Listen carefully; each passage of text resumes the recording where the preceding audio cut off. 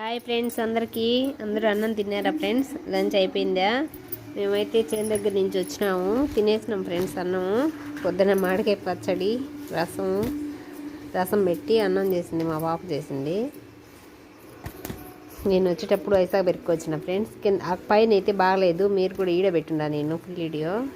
మళ్ళీ పక్కన కింద చేలు ఐసాకు పెరుక్కొచ్చినాను. చూడండి ఎలా ఉంది ఐసాకు పూలు ఇలా కమ్మండిగా ఉన్నాయనుకో, పచ్చిమిరపకాయ వేసి తాలింపు చేసుకుంటే, పచ్చిమిర్చి వేసి చాలా బాగుంటుంది ఫ్రెండ్స్.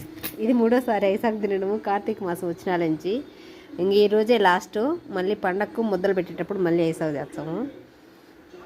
చాలా బాగుంటుంది. మీకు అందరికీ ఐసాకు అంటే ఇష్టం ఫ్రెండ్స్. ఇంకా కొంచెం ఉండదు ఒలిసేది, వలసాల ఐసాకు పెట్టుకొని ఇష్టం. ఈరోజు కూడా కాయలు అయితే కొట్ల ఫ్రెండ్స్.